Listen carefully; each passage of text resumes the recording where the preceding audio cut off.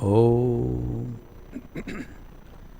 Tava Kathamritam Tapta Jivanam Kavi Vidiritam Kalma Shapaham Shravana Mangalam Srimadatatam Bhuvi Grinanti Murida Janaha.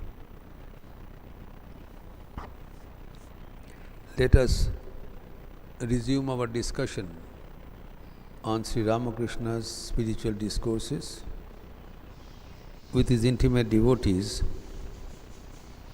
which took place in North Kolkata at the house of Girish Chandra Ghosh on Wednesday, the 25th of February, 1885.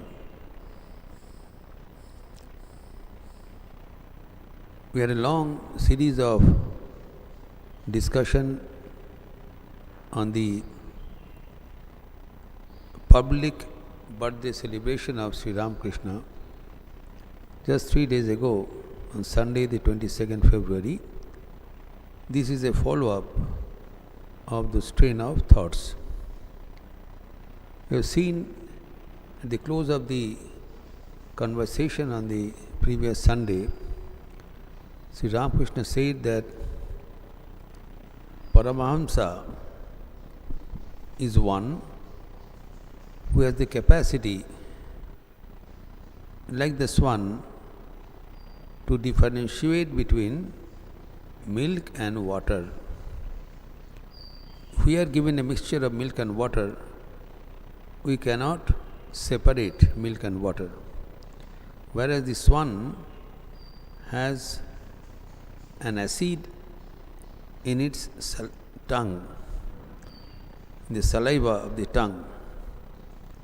So that saliva, as soon as it touches, the tongue touches the mixture, the water and milk get separated. So it drinks the milk and rejects the water. So the message is, this world is always, has always been, is and will always be a mixture of good and evil. We should learn the art, the technique, how to differentiate between good and evil and accept the good and avoid the evil. You cannot remove the evil. It's a great message. If we start the effort of removing the evil, it will never happen, and we become a victim of the situation. So the art of living is to differentiate between good and evil, which is presented before us, accept the good and reject the evil. But we ordinary people, we do not have this vision. We get confused, we get deluded, we get cheated. But the Paramahamsa has the acid taste within him, like the saliva of the swan. So he can differentiate between good and evil. He accepts the good and rejects the evil.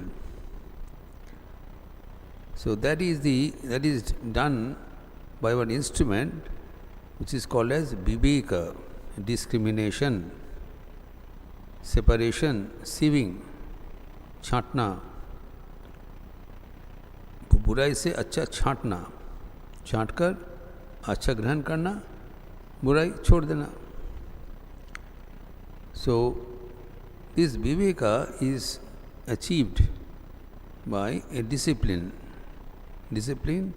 and which is called the yoga. There are various ways by which we can develop this faculty. It is within us. Viveka is within everyone, but it is inactive. Our instrument of discrimination, everyone has viveka, is inactive. That's why we make mistakes. So when viveka becomes active, then our vairagyam becomes prominent. Vairagyam is the power by which we have the mental capacity to reject the evil. But vairagyam is not only rejection, it rejects the evil and accepts the good. Vairagya is not a negative aspect of life. Swan does not only reject the water, it drinks the milk also. So Vairagyam enables us to accept the essence of life and reject the dross. We should never say that Vairagyam is a negative aspect of life. Definitely it rejects the baser things of life, but it accepts the essence. Vairagya means samsar mein virakti. But it's the one side of the coin. The other side of the coin is Ishwar mein anurakti. That rejection of the worldly attachment and adherence to attachment to God. Now, God is our eternal partner. ईश्वर के साथ हमारे चिरसंबंध है, चिरंतन. God has always been with us, is with us, will ever be with us. Unfortunately, the world which we think our very own has never been with us, is not with us, and will never be with us. But its appearance that it will be with us, that is the delusion. So that has to be differentiated, understood. And all our spiritual practice is hinged on this particular trend of life, this particular art of life, how to differentiate the good and evil. For that we pray to God, for that we do good work, for that we worship God, etc. With this, the topic ended, and Sri Ramakrishna concluded the topic by saying that the method of achieving this power is to love God. How to get this power? We don't have. This can be achieved by loving God. He said, प्रेमा भक्ति थाकले नित्य अनित्य विवेक है. Very simple बात है, ज़्यादा कुछ इसमें कठिन कुछ नहीं है. Shri Ramakrishna is very simple. He pronounces the most profound knowledge in simplest words. ये कहते हैं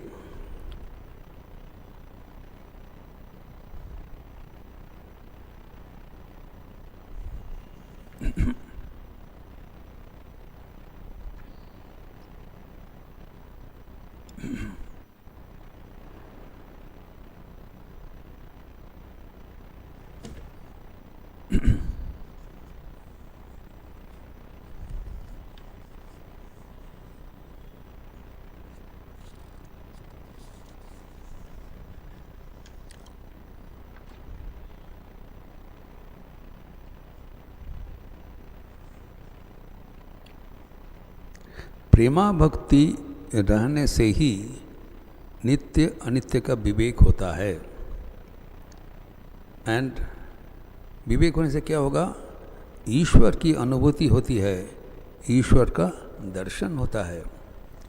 सो this prema bhakti will take you away from the world. So you are afraid they will lose. That is the point. The world, the samsar, which is our very close, very near and dear, we are always afraid to lose the hold of the world. But this love of God will not only de-anchor our mind from the world, but it will attach us to God. Then we will be able to see God, we will be able to get in touch with God. So that is a substitute. The world goes, but God comes. We want to hold both. That is not possible. We have to make a decision, either this or that. You cannot have day and night simultaneously, neither day nor night. So if you want God, then you must give up the world. So God is, then we have to make a decision. Now world is which is visible, very close, attainable at the moment. God is not visible, God is away from us. So we do not want to take an uncertain jump. We always feel that if we give up the world, where is the guarantee that we get God? That's why we don't want to give up.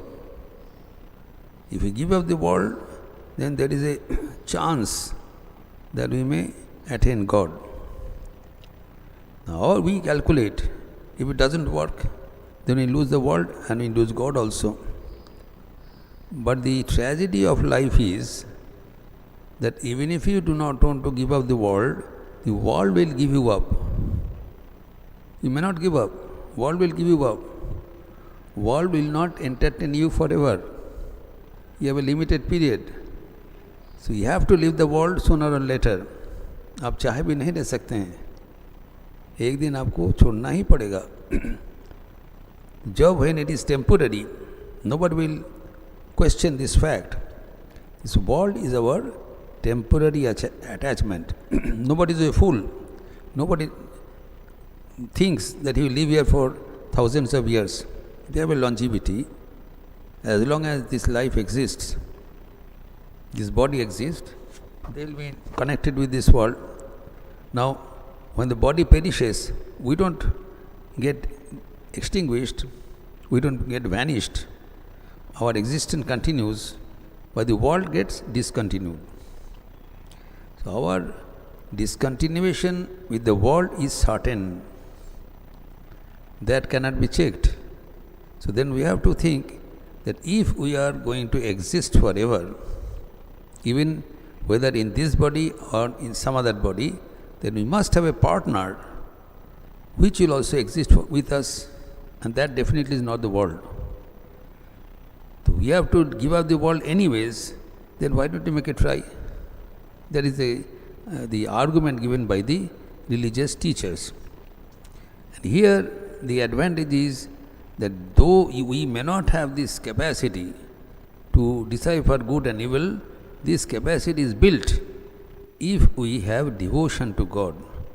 When you have devotion to God, first of all, it becomes Sakama Bhakti.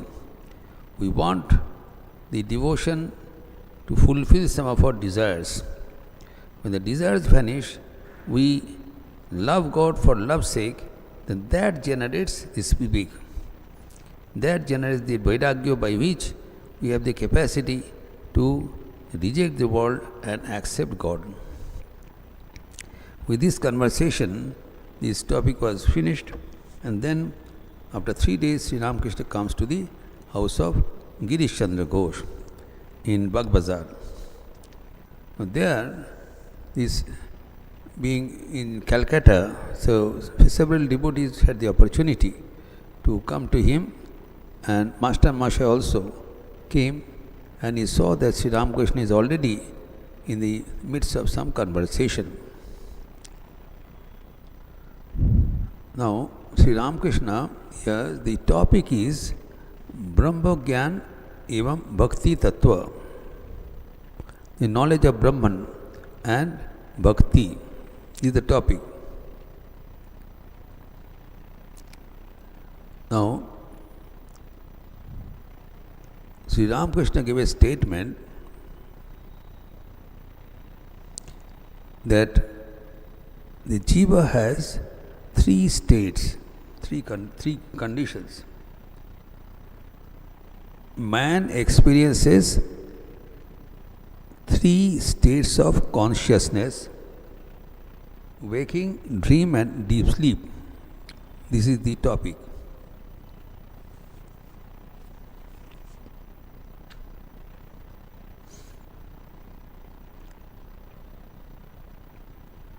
जागृत, सपना, सुषुप्ति, जीव की ये 3 स्थितियाँ होती है. Now it is interesting to note that Sri Ramakrishna came to Calcutta for a purpose. कुछ कारण के लिए आए हैं. What is the कारण? He came here, जो एक नाटक देखने के लिए आए हैं. Vrishaketu, the topic of the drama. ये श्री रामकृष्ण गिरीश का घर होकर स्टार थिएटर में वृष केतु नाटक देखने जाएंगे. You know, Girish Chandra Ghosh was the manager of Star Theatre, the most prominent theatre in those days. Even now, Star Theatre in Cornwallis Street is very prominent theatre, and Girish Chandra Ghosh was the manager. He was an actor also and writer also. And Sri Ramakrishna halted in the house of Girish Chandra Ghosh, then will proceed to Star Theatre to see the drama. It is very interesting that this watching of drama, cinema and jatra etc. is considered to be baser amusements, entertainments, and the hardcore religious people, they avoid it. We never see संतो जाके कुछ cinema drama देख रहे हैं. Now, Sri Ramakrishna, God incarnate, he is going to see the drama. The Vishwaketu is a good drama, has a good message. Now his idea was this: we have to get our mind attached to God in whatever way form. Be it is a drama or jatra or natak, whatever. So all the avenues of the reaching God should be accommodated in our life. We should not be biased by the social customs. Whatever leads us to God is welcome. That should be the concern, the criterion. Any conversation, any place, any event which induces bhakti, which takes us towards God, is welcome. And anything which takes us away from God should be rejected, whatever it be. So the Vishwaketu is a bhakti, a drama of dedication. Vishwaketu was the son of Karna. Karna sacrificed his son, and with his wife Shaibya, and there is a story, and the moral is that Karna was Data Karna.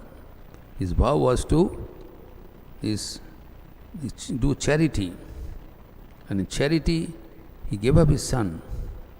Son was purchased by no other than Indra, and he took it, and then he engaged this Karna. He was a pauper now, and then he brought him, and then he told him to sacrifice. Karna did it, and then that is the story, but he kept up to his vow. The moral is this: we have to stand by to our values of life. Anyway, that is a different topic. But Sri Ramakrishna came here to witness the drama. And while going there, he stopped here and engaged in some spiritual discussion. The discussion was that the man has 3 states of consciousness. Now, what are these 3 states which we all experience? One is wakeful state, Jagrat. Man has this wakeful state, Jagrat Avastha. Now, when our mind is in a conscious level, when we sleep, then mind becomes in a subconscious level. When we sleep, it all doesn't vanish. We have some faint memory. The consciousness is truncated during the sleep time. So that is called the dream state. One is wakeful state, that is Jagrat. Then dream state, that is Swapna.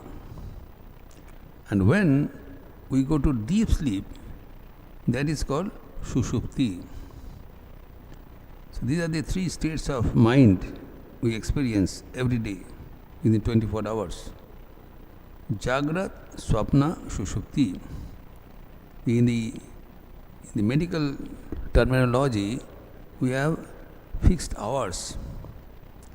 Mostly, we remain in the Jagrat state, conscious state, about 16 to 18 hours. Variable, and we sleep for 6 to 8 hours. This is normal within 24 hours. And within these 6 to 8 hours, hardly 10 minutes we are in profound sleep. So in the night, when we sleep, we may think that our mind is getting rest. It is wrong. As in the wakeful state, our physical body is ever active. When we sleep, our physical body is inactive. It is switched off. We do not see, we do not hear, we do not smell. Even if there is a good sight, we will not be able to see. Our eyes are closed. Physical body is switched off, but our mental body is active. During the dream state, nevertheless, we see, hear, by which organ? We have this subtle body. As we have physical body, we have a subtle body. So, Sthul Sharir and Sukshma Sharir. The Sthul Sharir is called this body which is seen before a mirror. And we interact with the Sthul body, Sthul Sharir, and a condition of the mind which is called conscious, Chetan. And when we sleep, the Sthul Sharir is switched off, and the second Sharir, the subtle body, it was active during the conscious state also. But now the one part is switched off. This Sthul Sharir is switched off. The Sukshma Sharir is active now. Now, with which we have a separate set of eyes, ears, this sort subtle. Eyes, ears, nose, we can see, we can interact, we can talk, and some faint memory is retained when we get up. We remember, sometimes there is a very hard dream. We remember, sometimes the dreams are remembered for the rest of the life. We dreamt. If you dream some divine dreams, that is unforgettable. Somebody says, in the dream I received mantra. That he doesn't forget. So that is a different topic. But all of it to say that our conscious mind travels in normally 3 levels. The conscious, subconscious, unconscious. Jagrat, Sapna, Sushupti. Chetan, Avachetan, Achetan. Sthul, Sukshma, Karan. Now, we have got 3 bodies. Normally, we are conscious about our physical body only. If anybody asks you, what is your ID? You take out your ID card and show, but you please pause for a moment. What does the ID card say? It tells about your physical body only. The ID card, the picture is given to your physical, there is no picture of your mind, it cannot take. So your physical body is photographed and placed in the ID card. The color of the body, this complexion, this weight, this height, and his blood group, everything is written, and whatever he has achieved, his qualification, etc., is printed. Your name. That all pertains to your physical body which is seen before the mirror. There is a physical body.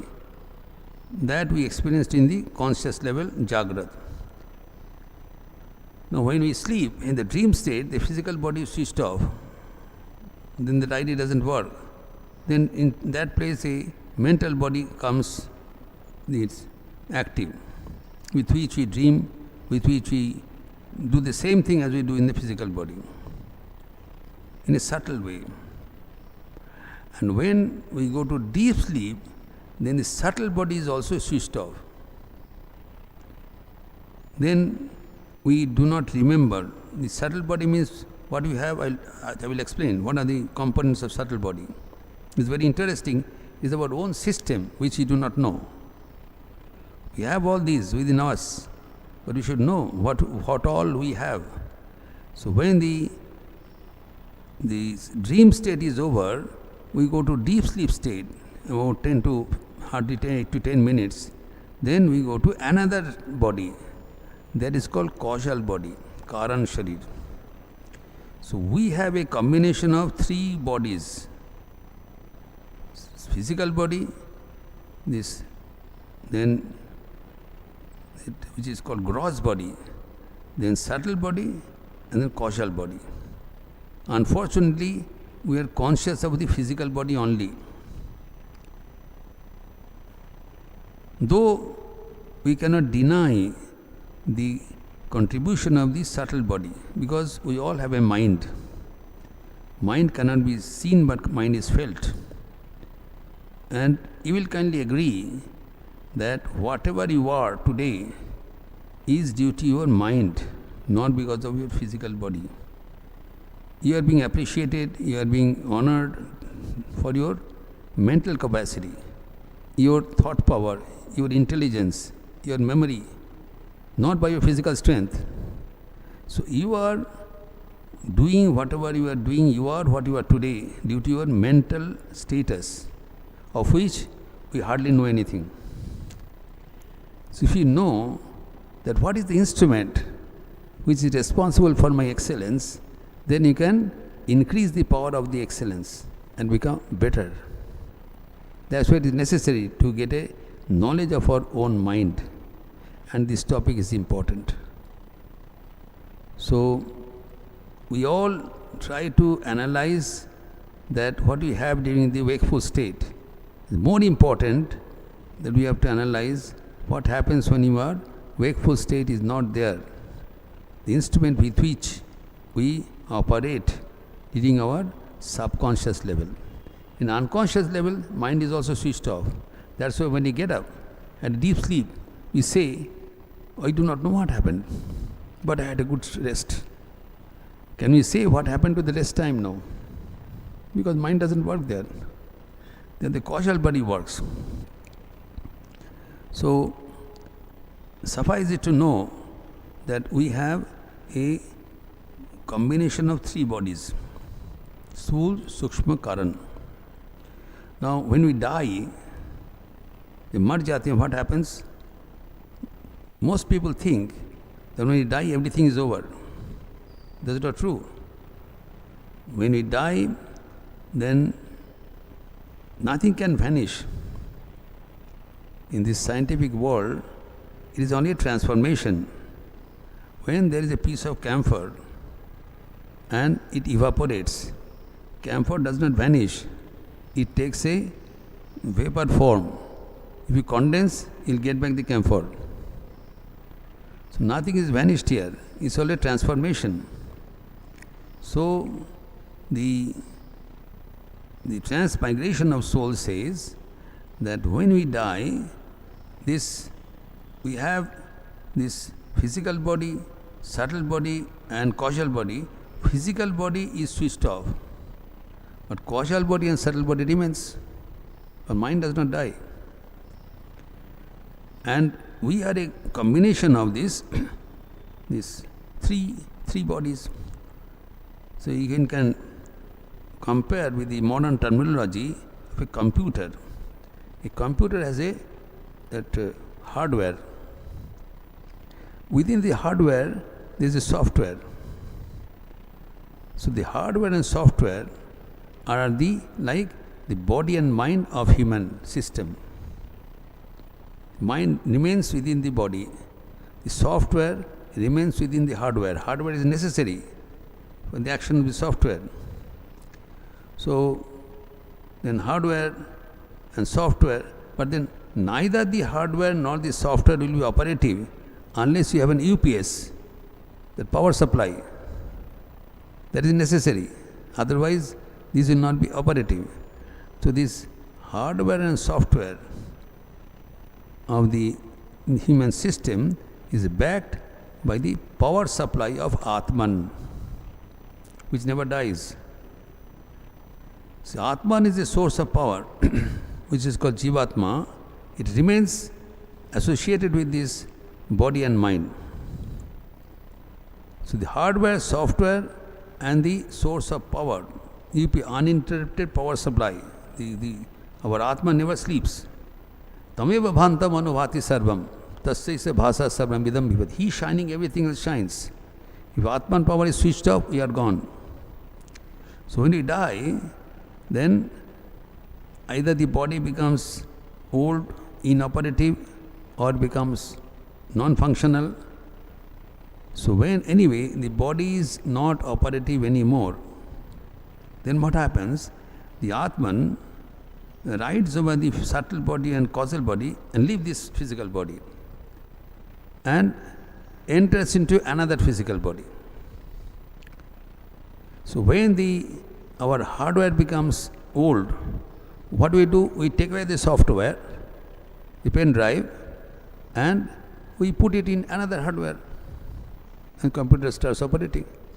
When the mobile gets old, we take away the chip and give to a fresh mobile. The old data is retained. When you have a new mobile, we don't have a fresh data. All the old data is taken away by the chip, SIM card, and inserted in this new mobile, and we get a new mobile. New mobile is only hardware, the body, but it retains the old data. So when we are born with a new physical body, but the old mental body. The old mind continues. We do not have a fresh mind.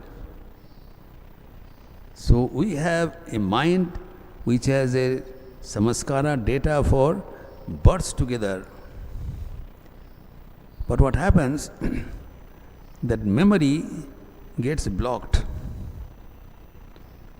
In a new chip, that old memory will come. But when you are born, the new memory doesn't come. We forget. That is the point. But it is there in a subtle form. If you have the art, you can retrieve it. That's why when Sri Krishna says in Bhagavad Gita, that is not the first time I am telling you this lesson. I gave this lesson to the world, to Surya, and then his son Manu, Ajikshaku, all these people, they knew. This is not a new message I am giving to Arjuna, the Bhagavad Gita, new message. Then Arjuna put a question. You are telling that you gave this message to Surya, Manu, Ikshvaku, they are our forefathers. How come you gave this message to them? They lived and went. See, they are historical person. How could they interact? Then he says that both of us had multiple lives before. You have forgotten everything, but I do not forget. I remember. So my SIM is active. I retain all the old data. All the archive data is active here. So that's why I can tell you. So what is in our three bodies, Sri Ramakrishna is saying, so we have the hardware like the physical body, the software like the mental body, and then we have an archive file, which is the Karan Sharir, which contains our samaskara. So that is to be downloaded to put it into action, or else it remains hidden. So presently in our life, we do not interact with the causal body. It is a whole, it's a receptacle of all our previous data, all samaskaras. Gradually that can be retrieved, and that has to be retrieved. So the Sharira, what is called Sharira, why they are called Sharira? That Kshiyat is the Sharira. This is, they change, they decay. They are not ever existing. These are matter. The hardware, software, and this chip, everything is matter. They do not have the power within. Without connection of a power, they cannot be activated. Whatever be their role, they may look like an artificial intelligent equipment, but they don't have any intelligence. Intelligence is borrowed by the source. The power is necessary. So here, all these three bodies which constitute our system, they are jad, inert. That has to be attached with some power, that is called consciousness. Consciousness is necessary. Matter and consciousness must join hands to make a thing active. Like electricity and bulb. Without the bulb, electricity cannot be seen. Without electricity, bulb is fused. Both must join each other. So, this power of God is necessary with this world. So, the three things, the world, the nature, God and the soul. God is necessary to activate this world. Without God we cannot live. Power is necessary to illumine this bulb. So our body are like the bulb and God's power is like the electricity. So God is residing within us, giving us the source of power. So when the bulb gets fused, then that switch is given to some other bulb and electricity works. Everything is not lost. So whenever this body goes away, we take another body, but the illumination continues. So that's why Sri Ramakrishna says that those who discriminate, they say that Brahma transcends all these bodies. God is beyond these three bodies. They are telling the correct thing. These three states of consciousness, and then waking, dream and deep sleep. Those who follow the path of knowledge explain away the three states. According to them, Brahman is beyond the three states. Now, naturally, God is beyond these three states. So, the three states are here. Let us compare. There is the electric bulb, the external casing. That is the hardware, soul sharir. Within this bulb, then there is a filament, which is the software. And within the filament, there is a small tip which receives the power. That is the Karna Sharir. So these three bodies make up the instrument through which the electricity works. So God's consciousness is working through this matter of our body, mind and intellect and all these sense organs. These constitute our whole system. So we have to understand our composition, and we will detail it further in our next Sunday class, which will be 2 weeks from now. Niranjanam nityam anantarupam bhaktanukampa vigraham vai Ishavataram parameshamidyam tam Ramakrishnam shirasa namama. Om Shanti Shanti Shanti Hari Om Tat Sat Shri Ramakrishna Arpanamastu. We close now with the chanting of the Lord. Please join with me.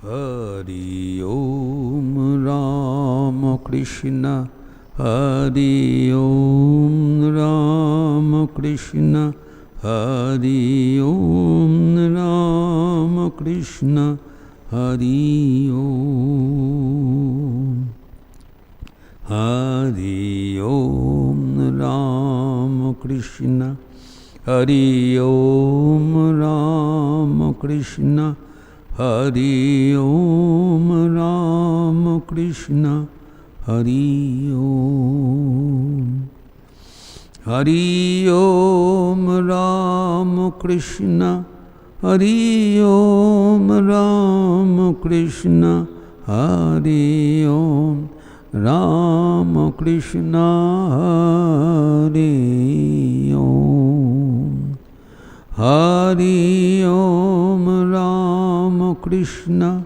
Hari Om Ramakrishna Hari Om Ramakrishna Hari Om Hari Om Ramakrishna Hari Om Ramakrishna Hari Om Ramakrishna Hari Om.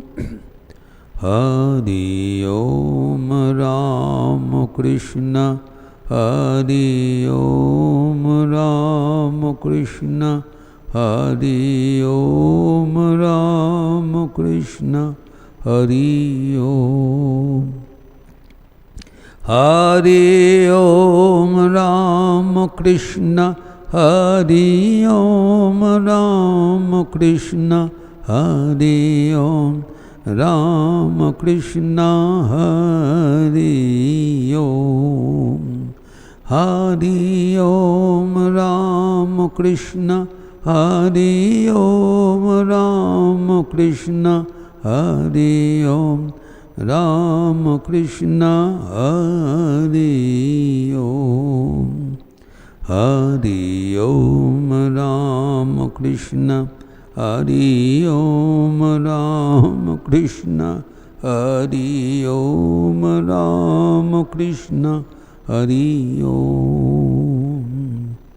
Hari Om Ramakrishna Hari Om Ramakrishna Hari Om Ramakrishna Hari Om. There will be announcement. Next Sunday will be the annual conference of Bhavaprachar, Uttar Pradesh, Ramakrishna Vivekananda Uttar Pradesh Uttarakhand Bhavaprachar Parishad annual conference in Haldwani, Uttarakhand. So next Sunday we will not have this Sunday class as scheduled here.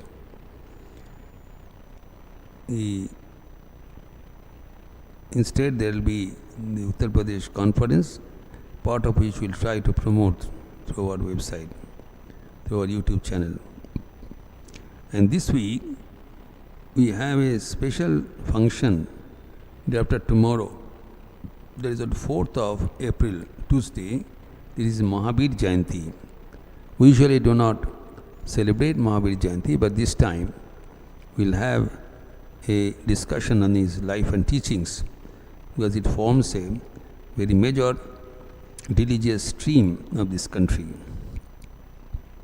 So, Mahavir Jayanti, on this occasion, his life and teachings will be discussed next Tuesday evening after Aarti.